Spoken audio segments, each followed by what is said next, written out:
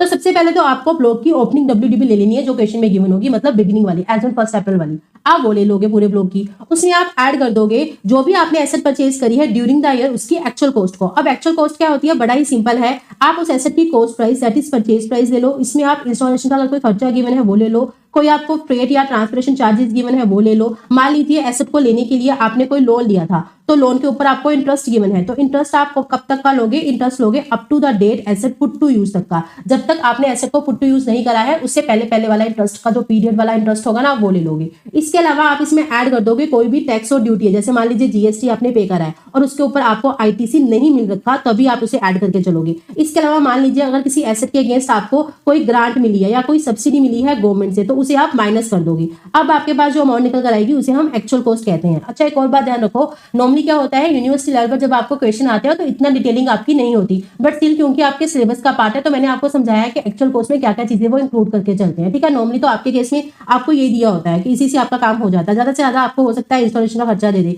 या ट्रांसपोर्टेशन का दे दे, इससे ज्यादा आपको उनकी एक्स्ट्रा वो पूछता नहीं है, बट स्टिल क्योंकि सिलेबस का पार्ट था तो मैंने यहाँ पर कवर कर लिया। ठीक है, तो एक काम करते हैं, इसे कर देते हैं क्लीन और बढ़ते हैं हमारी नेक्स्ट इसी के डिस्कशन को आपका कर लेते हैं कंटिन्यू। ठीक है, तो चलो अब देखो, तो सबसे पहले आप क्या करोगे, opening WDB of the block लोगे। ठीक है, उसमें आप ऐड कर दोगे जो भी एसेट आपने परचेज करी है ड्यूरिंग द ईयर उसकी एक्चुअल कॉस्ट को।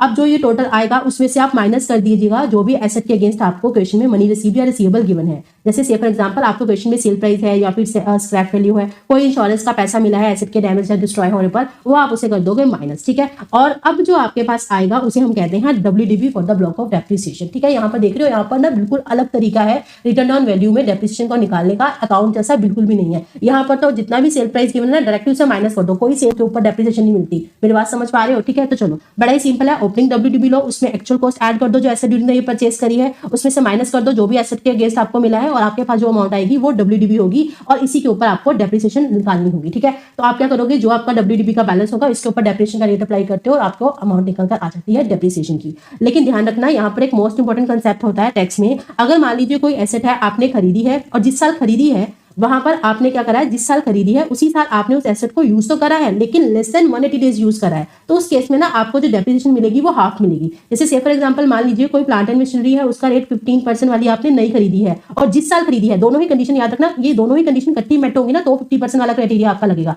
दोनों कंडीशन कौन सी, कि एसेट को जिस साल मैंने एक्वायर करा है प्लस जिस साल उसे पुट टू यूज करा है वो लेस देन 180 डेज, ये दोनों ही अपने ईयर सेम होने चाहिए। मतलब मैंने मान लीजिए जैसे हमारे केस में हमारा पीवाई कौन सा है 24-25, तो एसेट को एक्वायर भी मैंने कब करा है 24-25 में, और इसको put to use less than 180 days भी कब करा है 24-25 में। दोनों क्राइटेरिया हमारे फुलफिल होंगे तब जाके आपको 50% वाला डेप्रिसिएशन का क्राइटेरिया के अकॉर्डिंग आपको डेप्रिसिएशन मिलेगी।